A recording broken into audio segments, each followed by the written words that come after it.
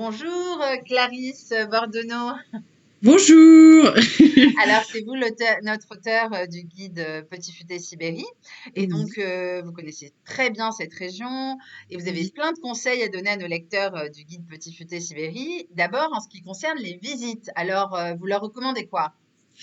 Alors, comme chacun le sait, en Sibérie, il y a un spot extraordinaire qui s'appelle le lac Baïkal. Et alors, par contre, moi, ce que je conseille aux voyageurs, ce serait plutôt d'y aller via Ulan-Ude que via Irkoutsk. Donc, c'est en Sibérie orientale. Irkoutsk, l'entrée par Irkoutsk étant très touristique, celle via Ulan-Ude est encore hyper sauvage. Donc, c'est une balade en voiture de près de 200 km entre Ulan-Ude et la péninsule de Zviatoynos, qui est un endroit absolument merveilleux à pratiquer de préférence en automne. Et c'est une route panoramique sur le lac pendant 200 km. Et le retour le soir est tout aussi merveilleux avec un coucher de soleil presque à l'africaine. Voilà, ce sont des plages désertes tout le long de la route des dunes, c'est extraordinaire. Ah oui, ça en a l'air en tout cas. Et au niveau des restaurants, est-ce que vous avez des endroits fétiches à conseiller? Alors, il y en a plein, parce que la Sibérie, c'est avant tout une terre de gastronomie, mais j'en ai un particulier à recommander, toujours en Bouriatie, à Ulan-Ude, qui est donc la capitale de la Bouriatie. Vous avez un tout petit rad, un tout petit boui-boui minuscule, spécialiste du bouza ou du posi, ça dépend comment on le prononce, et c'est vraiment le petit rad dans son jus où il n'y a que des locaux. Ah, allez, absolument, c'est près du marché. Mhm. Très bien. Comment ça s'appelle encore une fois? Alors, ça s'appelle La prononciation n'est pas Chenerenski. simple. Non, Chenerenski. Voilà, Voilà. mais en répétant, les lecteurs, ils vont trouver, ils vont répéter ce que vous avez dit. Je suis sûre que les gens vont leur indiquer. Et donc, ensuite, en matière de sortie, est-ce que la Sibérie, on peut faire la fête? Est-ce qu'il y a des endroits Oui, sympas?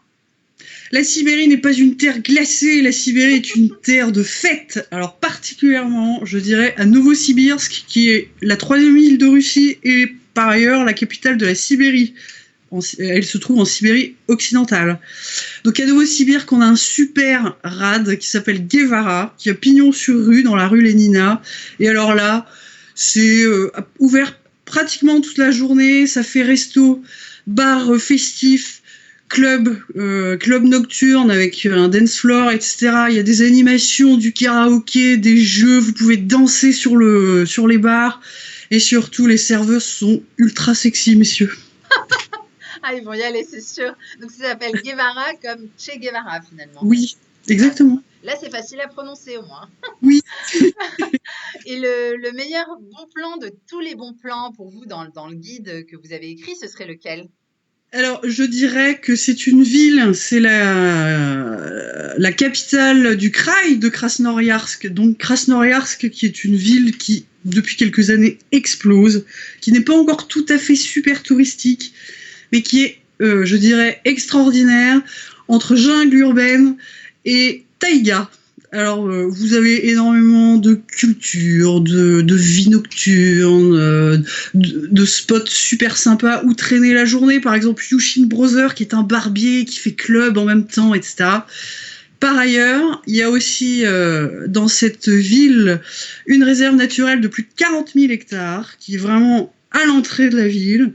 Et là-dedans, vous avez des vues exceptionnelles sur une taïga sauvage, des possibilités de faire de l'escalade, une station de ski et surtout un hôtel secret.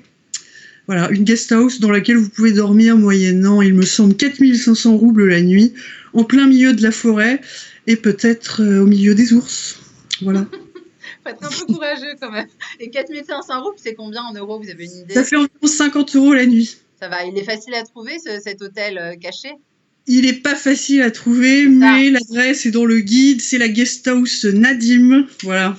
Bon, ça va, ça se prononce bien aussi. Donc, pas Donc, d'eau, pas d'électricité, c'est l'aventure, c'est génial.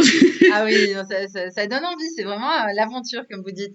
Ensuite, bien sûr, on peut ramener un souvenir de Sibérie, il y a plein de choses. Qu'est-ce que vous conseillez?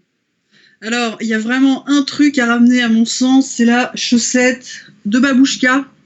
On peut la voir en grand, là, on la voit pas très bien. Ah, Ah, génial.